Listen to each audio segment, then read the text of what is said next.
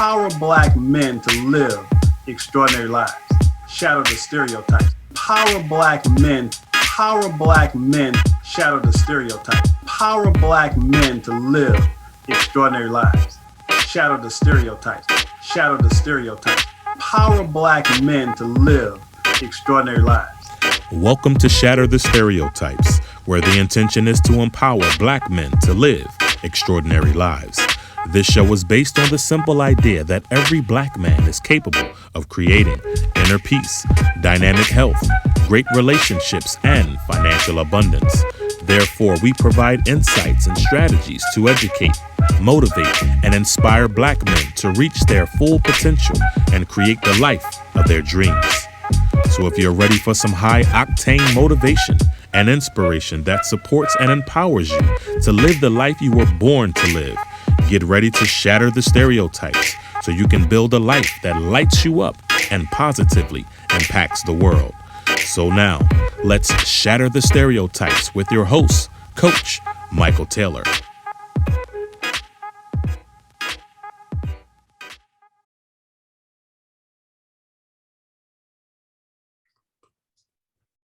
Hello and welcome to Shatter the Stereotypes, where my intention is to empower Black men to live extraordinary lives. You see, there's never been a shortage of Black male role models. There's only been a lack of exposure of those role models in mainstream media. So my intention is to showcase and highlight Black men who are doing remarkable things in the world. And my guest tonight is doing just that. His name is Andre Notice, and he's an entrepreneur, he's an author, he's a speaker, and he's a realtor who has dedicated his life to helping people overcome adversity and build the life of their dreams. He and I met at the gym, and after learning about his work, I knew that I wanted to feature him on an episode of Shatter the Stereotype. So without further ado, let's welcome Mr. Andre to the show. Andre, how you doing today, my man? Man, I'm happy, healthy, and wealthy, my brother. All right. So before we jump into your work, let's start off with a few icebreakers. So first of all, tell us where you're from. Born and raised right here in Houston, Texas, H-Town, where it goes down. All right. So tell us a little bit about your family, whatever you feel comfortable sharing. So my family was actually of Jamaican descent, is what I am. Both of my parents, mother and father, were born and raised in Kingston, Jamaica. They moved here and had myself and my two younger brothers. So I'm of Jamaican descent. I myself have not started my own family. I have no wife, no kids. So I'm just out here trying to build this empire. There you go. Now I'd like you to name a woman who's inspired you to be who you are. My mother. Okay. What's her name? Pamela McKnight. Pamela McKnight. All right. Let's put a name in there so mom gets some shout out. So Absolutely. now I'd like you to name a man you look up to and admire. Chris Sears. Okay. He's actually the broker of the real estate company I'm a part of. He's a lot like myself. He's just a master to the success that I'd like to have in real estate and in life. Nice. Now, if you were trapped on an island for 30 days and you could only take one book with you, what book would you take? Trapped on an island, one book, the Bible. Okay. You like movies? I do. Name a movie that you like. I'm a Marvel fan, so any Marvel movie would do for me. Nice. Nice. Action and comedy in one clip, I love it. Okay. Now, if I gave you a magic wand and you could create anything your heart desired, what would your life look like 5 years from now? I can create anything that I want. Anything for myself or just anything in general? It's a magic wand. You can do whatever you want with it. What would your life look like 5 years from now? Well, to be honest, it wouldn't really start with me. It would start with everybody else. The first thing I would do is I would eradicate sickness and disease. Okay. I would also eradicate poverty. Everybody's living in abundance. And then I would make sure that there was an abundance of love in the world. I believe that love is the biggest energy source and the biggest factor that we can actually use to our advantage. Nice. Not only do you have brains, you got a big heart too. That's good to that's good to hear. Now, as a man who happens to be Black, are you Mhm. optimistic or pessimistic about the future in general? Optimistic. Absolutely. I'm a complete. Um, so people often tell me that I inspire them with my positivity, and I'm always positive, but I had to work to be this way. So completely optimistic. Nice. So I wrote a book called The Cure for Onlyness, a Black man's guide to joy, passion, and purpose. And in the book, I talked about the unique challenges that we as Black men have to deal with when we're in environments where we're the only person of color. So I'm sure you've Right. had that experience in your life. So how do you navigate those types of situations? First thing I do is be myself. Okay. Um, I also learned to adapt to my surroundings. So, for instance, I was actually in the surrounding just like that this morning. I went to what is called a BNI networking group, to where for a while, I was the only Black guy there. Then throughout the meeting, there was one other gentleman that was Black that came, but it was just us two. I'm really myself, but I am a little bit more aware of who I'm around. So, I do make sure that I try to represent as well, because a lot of people do think that, some people do think that all Black men are the same, but we're not. Yeah. But I think that really sums it up. When we can be ourselves and be comfortable in our own skin and show up Yeah, in our brilliance, then we let our brilliance speak for us, not the color of our skin. absolutely. So I want to share a graphic, and then I'm going to give you the opportunity to introduce yourself as a professional. So let me see here. Let me get this graphic going here. Pop that right there. Oh, who is that guy in that picture? I don't know who that is, but so there's Mr. Andre Notice. So tell us a little about what you do professionally while we look at this graphic. I'm the rhyming realtor for your dream home. You need to buy or sell. I'm the purpose coach for those that feel like they're going through hell. I'm the speaker here to motivate, encourage, and inspire. I'm a poet as well. Got the mic to spit bars of fire.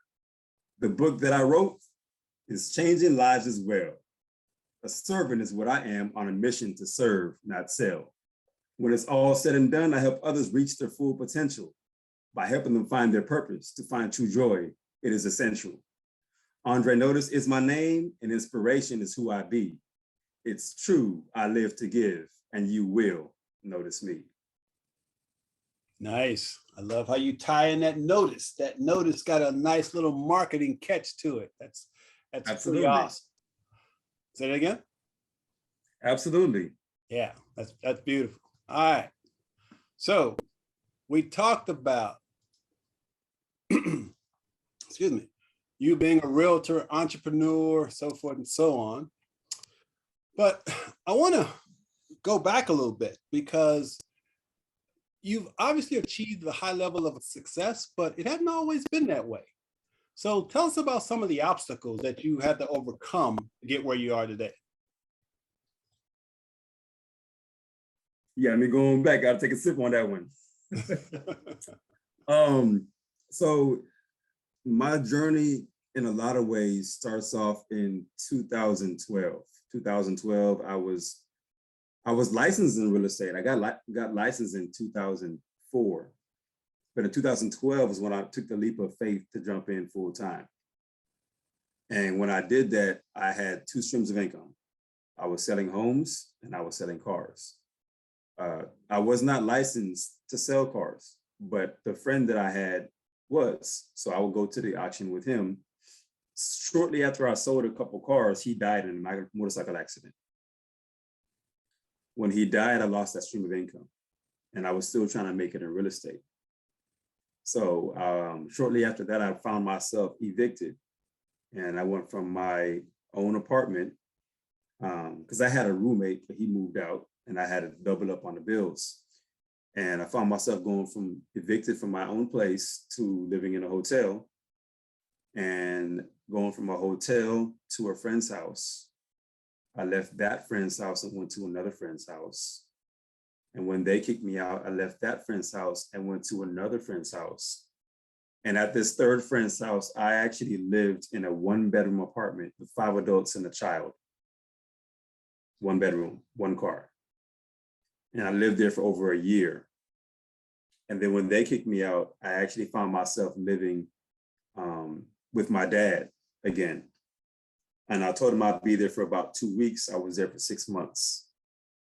On a week after my 30th birthday, he gave me a paper, which was a subpoena to get out. So I left his house. I packed up all of my belongings and I put them in my trunk of my car and in the backseat of my car. And I was still doing real estate. I covered my clothes and everything with 2 jackets. And I would sell homes when I had no home. And I slept in my car for 3 months. So I was literally homeless for 3 years, slept in my car for 3 months until I was able to get back on my feet and get another place 3 years later in 2015. So that's just a part of some of the things that I've been through on this real estate and this entrepreneurship journey. And what I love about that story, number one, it's exactly like my story. I was actually homeless for 2 years, living out of my car. But, you know, a lot of times we see the success, but we don't see the obstacles that we've had to overcome in order to succeed.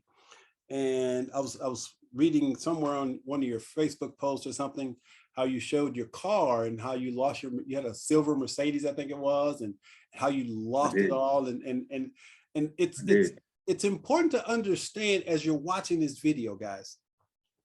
And the whole reason I do this podcast is to let you know that sometimes things happen that aren't really comfortable. And as Black men, a lot of times we'll shut down and isolate ourselves from each other and won't talk about the challenges, but the challenges is where the real growth is. Because now, as I look back to in retrospect, you know, my 3 years of being homeless, as difficult and painful as it was, I can now see in retrospect that it was the best thing that ever happened to me. It challenged me to really look at myself differently, to really stop looking outside of myself and to look within to figure out what it was about Michael Taylor that needed to change, that needed to shift. And so that's sort of how my journey began. So I'm curious, what would you consider to be the most difficult, darkest period that you went through? When was it the toughest?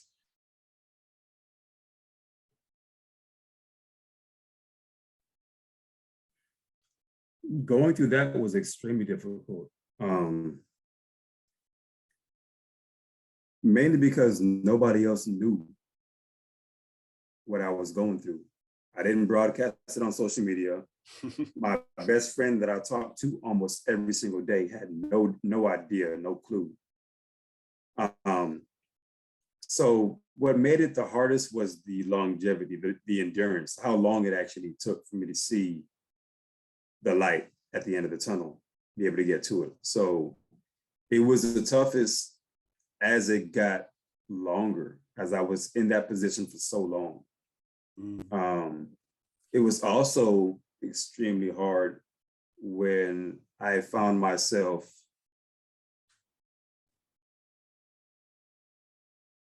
I actually went through a period of spiritual warfare. Prior to going homeless, there was a time where I was literally battling demons overnight. And it lasted for over a year. For over a year, I can count how many times I actually had a full night's sleep. And I was battling demons in my sleep and even when I was awake, literally. I couldn't see them, but I can feel their presence. That was extremely tough as well. And it got to the point to where I got so used to it where I wasn't even scared anymore. I was just annoyed.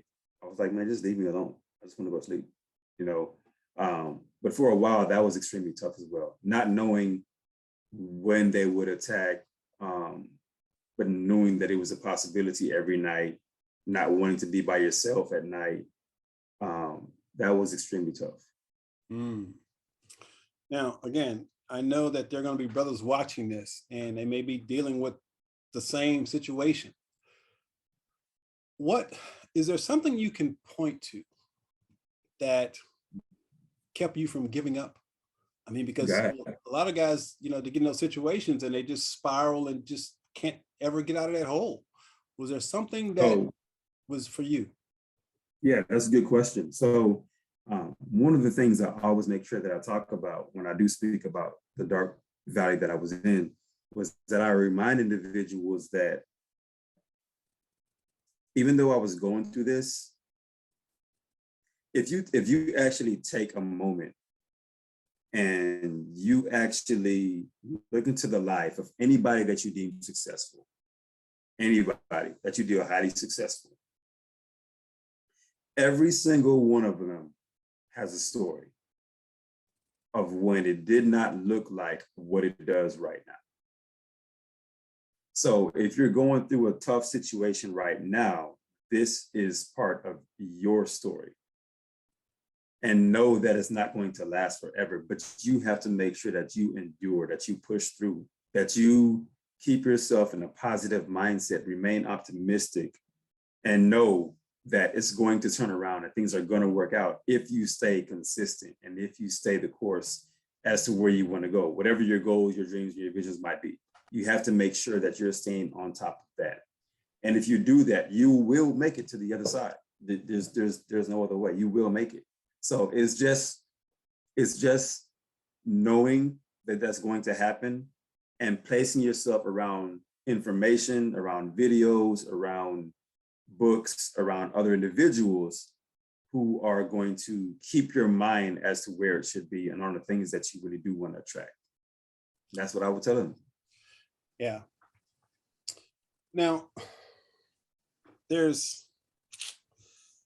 me redirect that. When you think about all of the things that you've overcome, for me, when I was going through my dark period, if you will, a couple of things that kept me going. One, I would always think about Nelson Mandela. Okay, yeah. I would think about Nelson Mandela, and I would think about this brother. He's in jail for 27 years, right? Nothing, for almost nothing. Yeah. And I remember sitting in the back of my car several times, and when things were really dark and I was depressed or sad or scared or whatever, I would just try to imagine what it was like for him to be in this situation that was actually worse than the situation that I was in. And yet he held on to his vision for 27 years. For a lifetime. And ended up getting out and fulfilling his vision of freeing South Africa from apartheid. I say that to say it's important when we're in the middle of those dark times in our lives, having role models and mentors to look up to provides great value and can help you move through those difficult, challenging times. Yeah. So if myself, go ahead. I was going to say myself, when I was going through I was constantly listening to motivational videos, Zig Ziglar, Jim Rohn, Bob Proctor, who just passed a minute ago, Eric Thomas, Tony Robbins, Les Brown, John Maxwell, John Assaraf, Jack Canfield. I was listening to these individuals day after day after day. I would play the same tapes over and over and over because I believe in what the word says. It actually says, renew your mind. And the renewal of the mind is not a one-time thing. It's a continual thing. It's a daily thing. And thinking leads to drugs and drinking. Before you can do anything negative or positive, it has to be a thought process first. So to the degree in which you don't program your mind, it will be programmed for you as a result of your neglect. I'm going to say that again. To the degree in which you don't program your mind, yourself, intentionally, it will be programmed for you as a result of your neglect. So if I don't take the time out to program my mind with what I want it to be programmed with, then the outside influences, be it friends, TV, movies, music, it's going to slowly program my mind through constant repetition. And then I'm going to have a new thought process, belief system, and then act on those thoughts and beliefs because I didn't do it myself. So you really have to be intentional with what you allow yourself to intake through your ears, through your eyes, and it matters. All of it matters. So I had to be very cautious as to what I allowed myself to continuously intake, because what goes in comes out. If I take a bottle of toothpaste and I apply pressure to it, what comes out? Whatever's inside, toothpaste. But not until you apply pressure does something come out. So what comes out of you when you're under pressure? Whatever you put inside yourself, whatever you're feeding yourself. So if you're feeding yourself things that are negative, regardless if you try to or not, negative is going to come back out. So you have to be intentional about feeding yourself and be very, very intentional about what you allow yourself to watch and listen to on a regular, consistent basis, because it matters. Yeah, and put it another way, GIGO, garbage in, garbage out. So we've got to make sure that what we're putting in our mind is positive. And yeah, that's the only way I was able to overcome all the obstacles in my own life, because I always focused, even when things were bad, I found something good. I found something positive, no matter how bad things got. So that's really, really important. So let's see here. So now that you're back on your feet and you're doing quite well, what are some of the things you do now to make sure you don't fall again?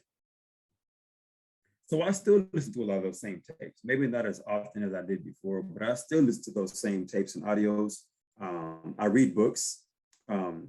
We met at the gym. When I'm at the gym, I have my headphones in. Everybody else listen to Lil Wayne and Drake. I'm listening to audiobooks. So as I'm in the gym working out, I'm actually working out my mind and my body at the same time. So I'm feeding myself things that are going to benefit me now and in the long run. So I do things like that. I make sure that I'm staying physically fit. It's important. Working out is not just something that I do because I want to look good. I strongly believe that we are creatures of habit. And if I can develop a habit of working out, that habit is going to spill over to other areas of life. So it's a habit for me. You do something until it becomes a habit, and then you do that habit for so long until it becomes your lifestyle. Working out for me is now part of my lifestyle. Like, I don't feel right if I go a length of time without making it to the gym or playing basketball. It's a part of my lifestyle. So I do certain things like that, working out, playing ball. I have what I call social Saturdays and self-care Sundays. So I may work all week, but on Saturdays, I may get out with some friends and do something social.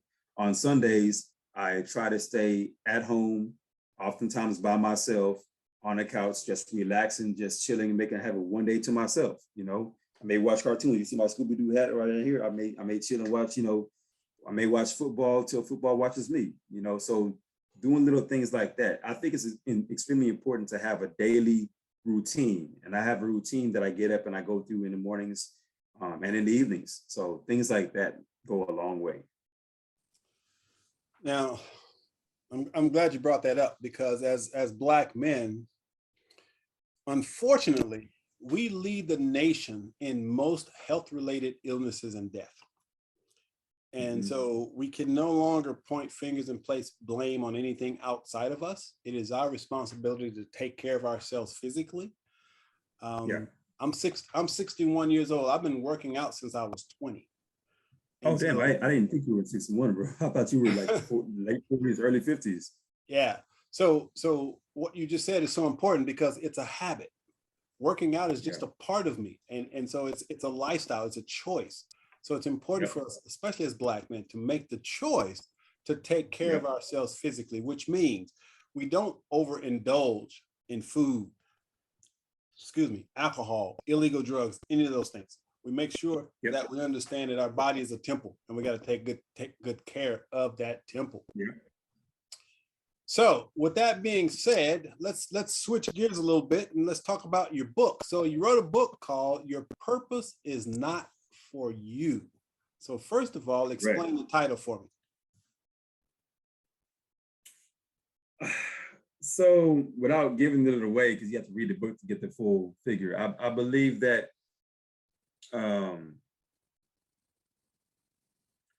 life in this is a saying that I've been saying for quite some time now. I believe life in one word.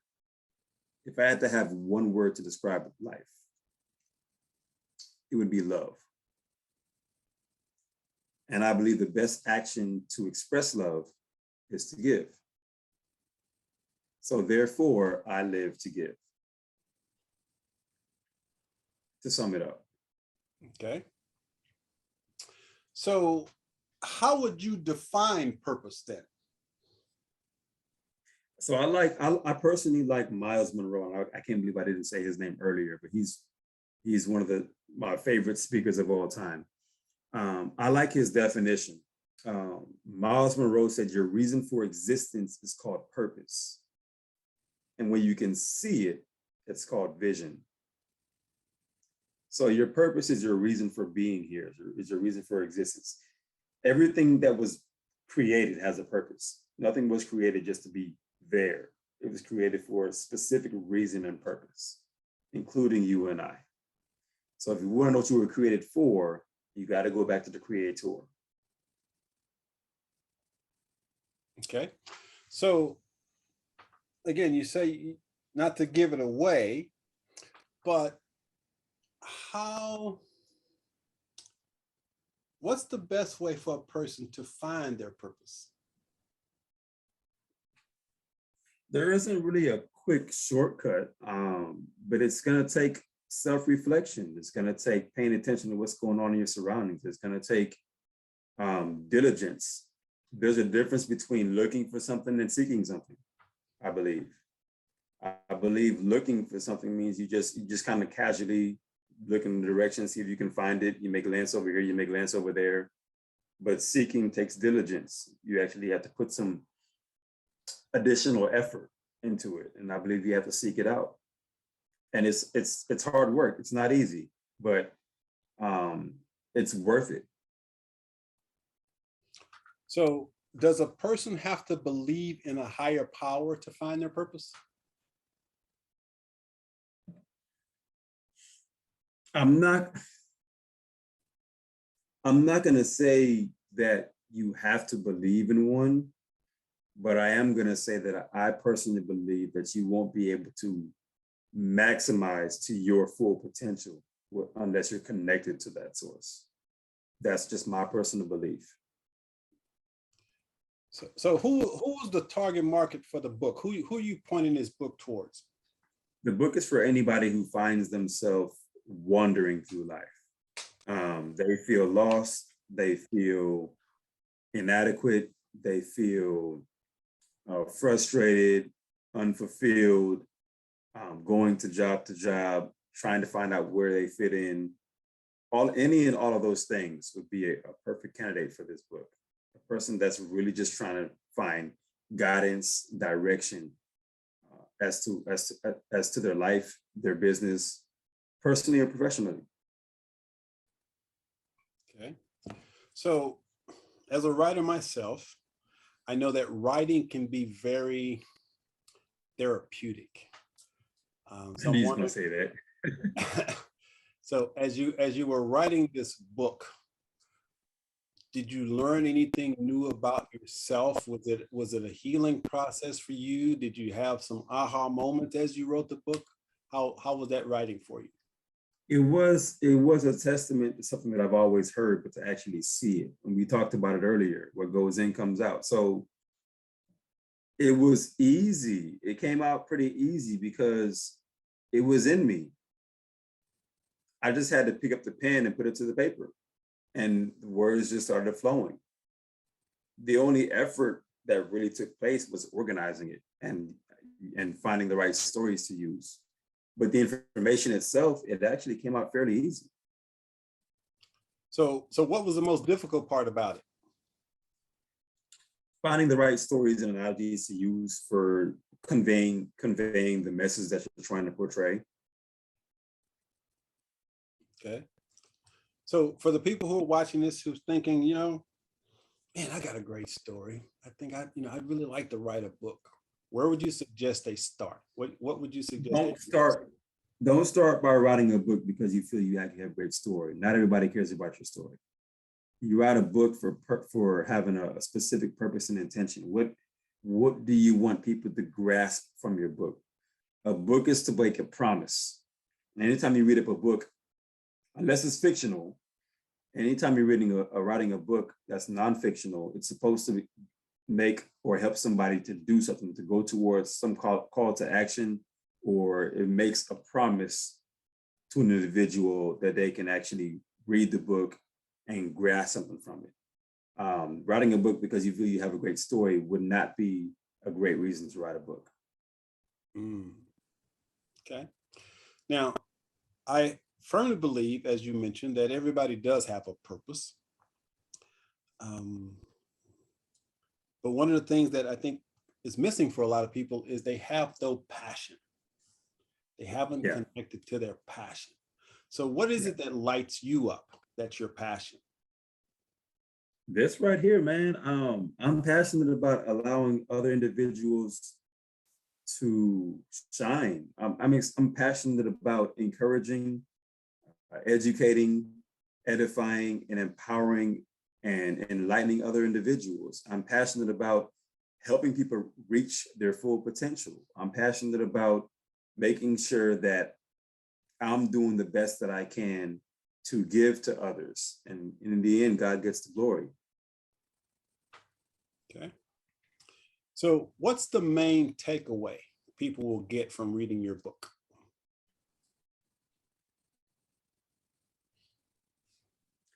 It's not about me. Even the things that you're going through right now, even though it may be hard and a headache and stressful, it's not about me. And I had to learn that myself.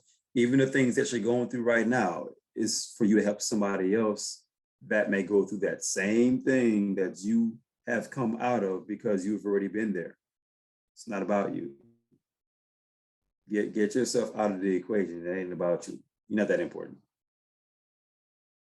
And I tell myself that too. Got it.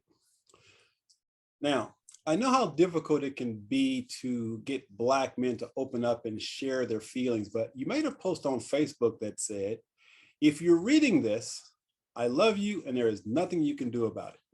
What inspired you to write that post? And as I said before, I really meant it. Love is the answer. And I think not only is there a lack of love, but there's a lack of an expression of love in society today.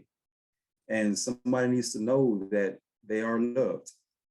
And if nobody told them that, I'm telling them that. I love you. We need to hear that. Those three words right there, I believe those three words right there, coming from the right person at the right time, can stop a child from entering the game. Can stop somebody from jumping off a bridge. Can stop a person from taking that next puff. Can stop a person from taking that drink of alcohol.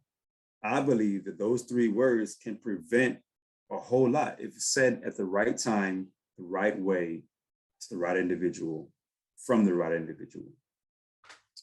And I think it's extremely important, especially as men who happen to be Black, for us to be courageous enough to express that sentiment.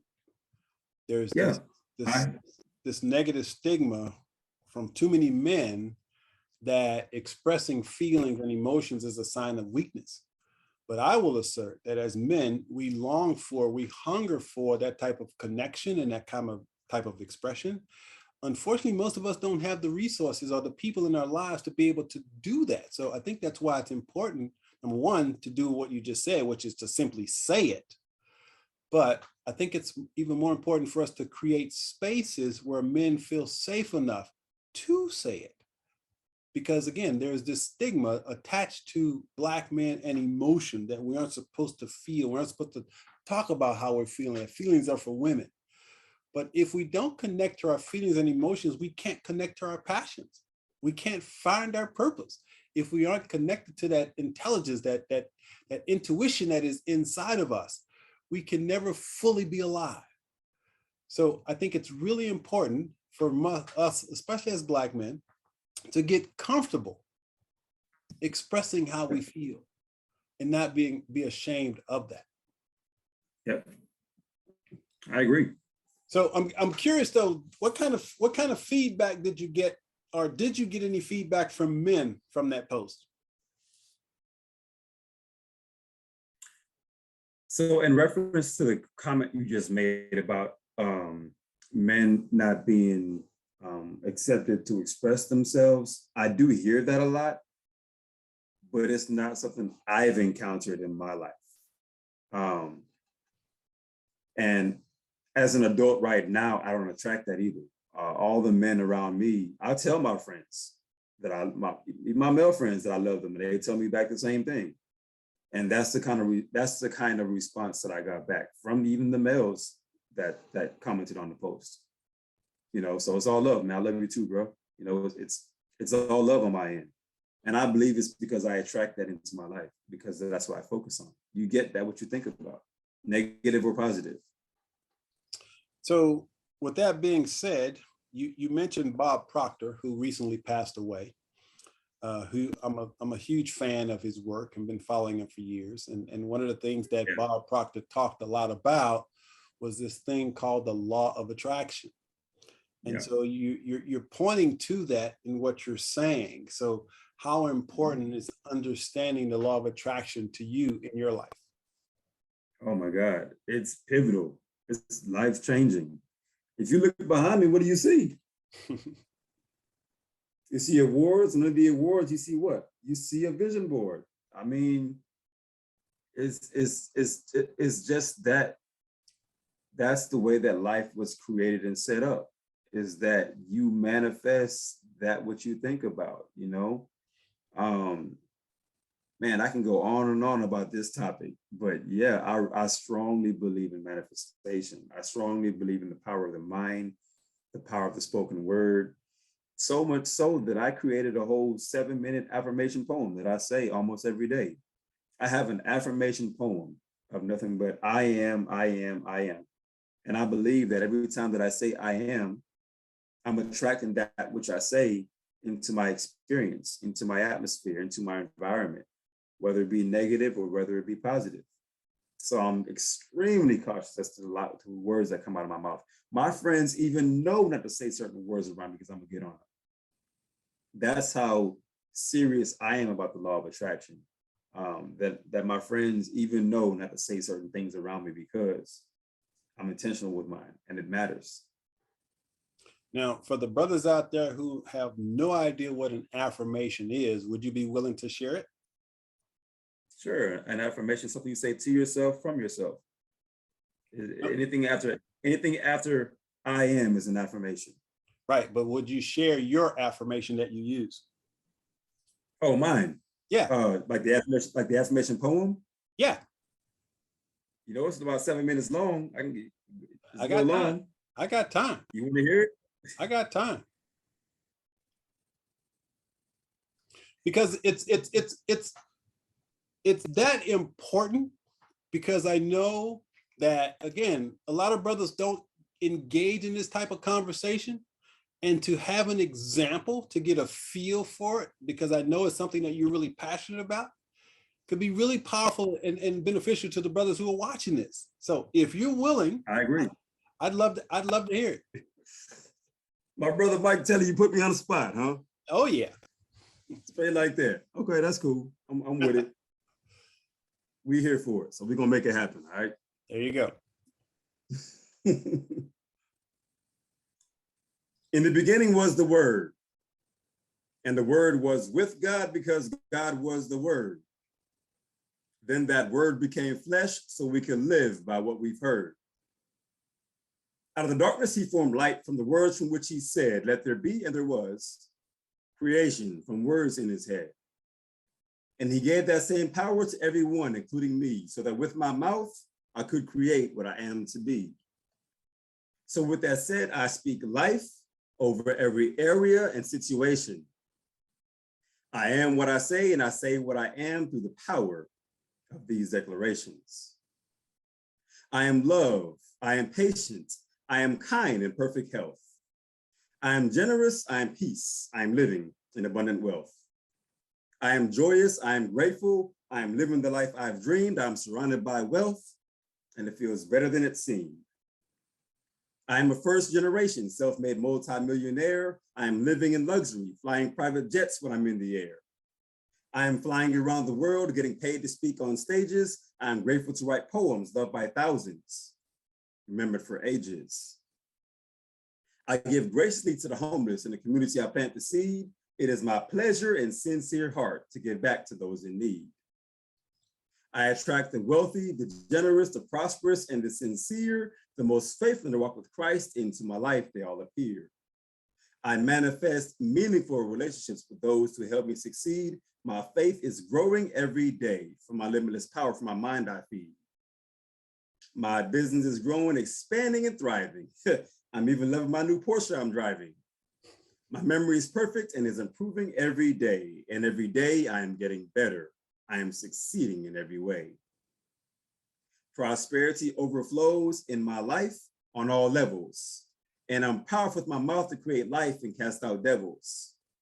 Every day I am living the dream I visualize, and I'm excited to wake up and see luxury before my eyes. Every cell in my body is working in perfect order. I am walking in perfect health from head to toe on every border. My life's purpose brings prosperity and happiness. I have more money than I can spend. I have abundance in financial success. I am always in alignment with my purpose for being here. I have mastered the art to feed my faith and starve my fears. I am a powerful speaker, motivating many with my words to inspire. I am in the top 10% of Houston realtors and climbing higher. These words that I speak create this glorious life that I live. For I walk in destiny, I labor in love, and with my legacy, I live to give. Thank you. See, that was absolutely perfect.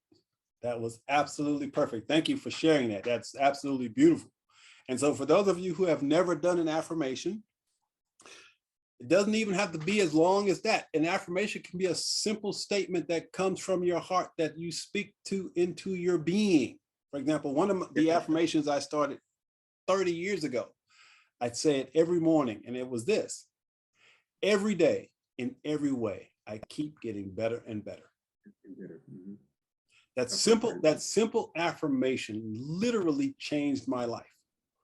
So you have to choose, and you have to find that affirmation that when you affirm it, it feels right for you.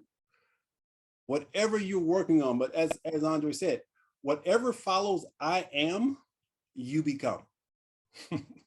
So as you're putting together your affirmation, it's powerful to start with I am, and whatever works for you. I am joyful. I am prosperous. I am happy, whatever works. But you have to do it with feeling. That's the key. It's not just words coming from your head. It's a feeling in your heart. When you get it, as you listen to Andre, I know I could feel that Andre believed everything in his affirmation. It's real for him. So that's the power of affirmation. When you get it in your gut, in your bones like that, it becomes a reality if you keep repeating it over and over and over, because God will follow that inspiration, that energy that you're putting out there is, in my opinion, is actually God in you anyway, that's activating it. That source, that energy is where that idea comes from, where that passion comes from. It is the source. It is the creator of worlds. It is the creator of the universe that is in you. When you set up an affirmation, it's like connecting to that. So make sure that if you don't do anything else, if you get this out of this interview, create an affirmation, a positive affirmation now, not a negative affirmation, a positive affirmation that lights you up, and stick to it and repeat it to yourself on a daily basis. Now, as we wind down, and again, thank you, Andre, for sharing that. That was absolutely beautiful, brother. That was really nice. I really enjoyed that. I'm glad I got it on video. Hey, don't be trying to copyright my poem now. No, man, I just listened to it.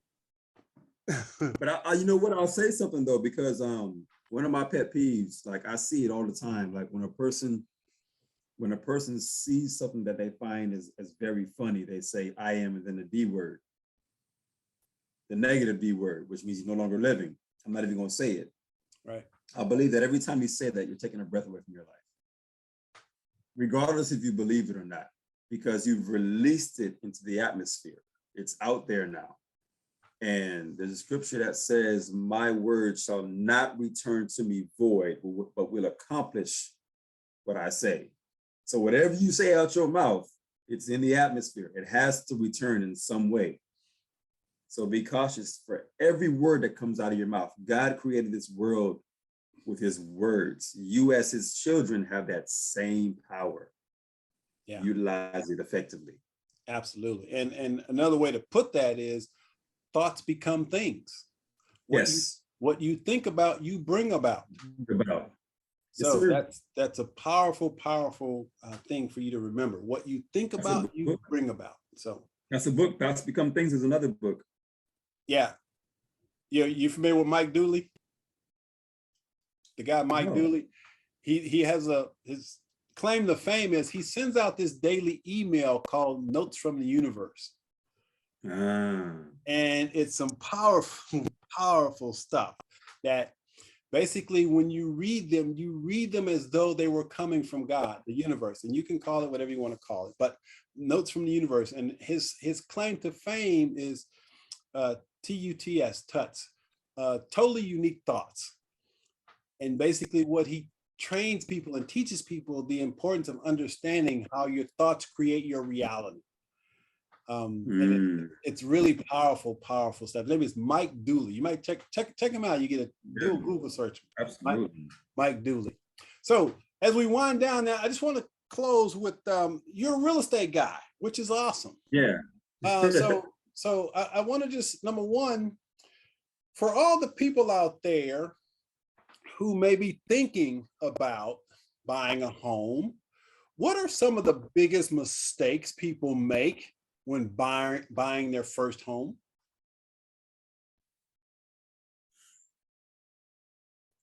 So one of the biggest mistakes that people make is trying to do things themselves before speaking to a professional. What I mean by that is they'll say things like, I want to get my credit right. I wanted to do this before I speak to a lender, or I want to do that. That's the wrong mindset. And the reason why is because if you've never bought a house before, how would you know what needs to be done on your credit? If you're not a professional, if you're not in that industry, that's not what you do on a regular, consistent basis, how would you know what needs to be done? And what ends up happening is people actually do themselves more harm than help because they went and try to do something themselves versus speaking to a professional first. So the very first step before you start working on your credit is speaking to a mortgage lender, because they're going to tell you specifically what needs to be done for your credit to look right for you buying a house. How your credit needs to look for buying the house is not the same as how your credit needs to look for buying a car or for something else different. So speaking to a mortgage lender, I don't recommend banks, but a mortgage lender is really the very first step. And that's where a lot of people go wrong, is that they want to do that when they feel ready. How you know you're ready? When you feel you're ready? Nah. So should they speak to the mortgage lender before they speak to the real estate agent?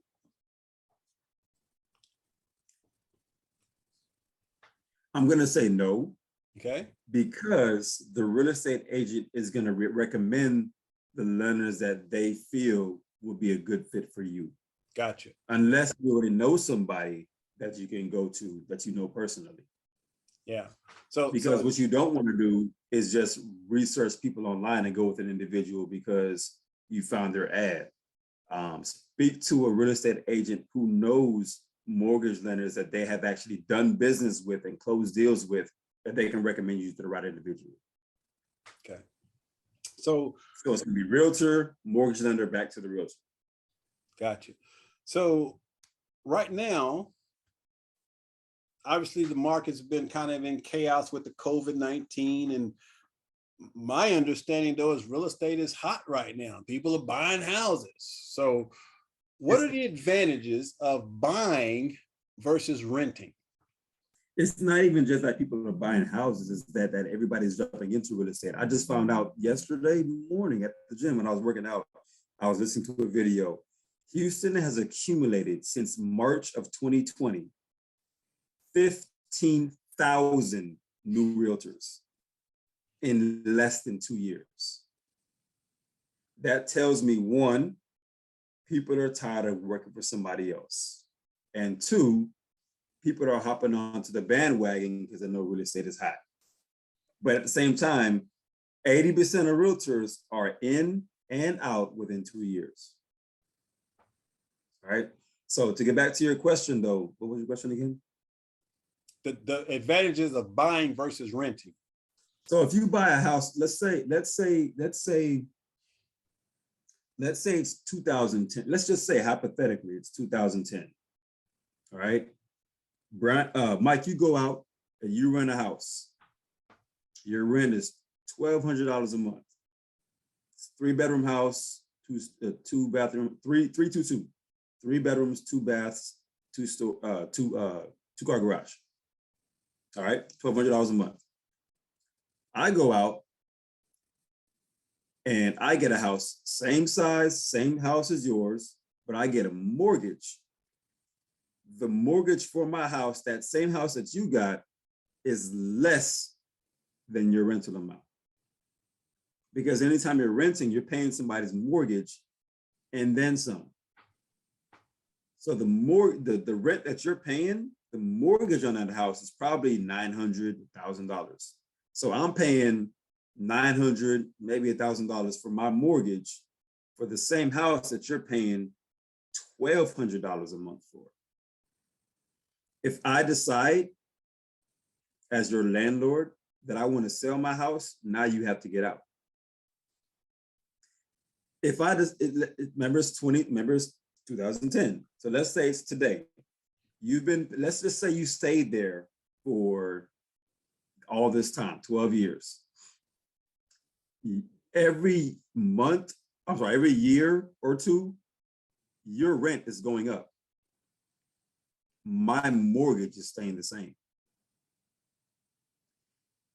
When it's time for you to leave, you can get up, pack your stuff, and leave. You may or may not get your deposit back. 2022, when it's time for me to sell, I can sell that property and I may profit $50, $60, $80, $100,000 profit, cash money at the closing table from owning that home and you've been paying the mortgage on, not me. I've seen it. I've been to the closing table of people that have owned a home for 10 years, 20 years, and they've received a check for $100,000 from owning that mortgage. I've seen it. Yeah. And so the book that I just finished is called The Richest Man in Babylon. I believe the very first wealth building step in that book, own thy own home. Yeah. Yeah. And I can attest to that because I'm looking at my house now. If I were to sell my house right now, I'd easily clear $100,000. And I've been here 15 years. Just make sure you sell it with me. Absolutely. Absolutely. I guarantee you I will.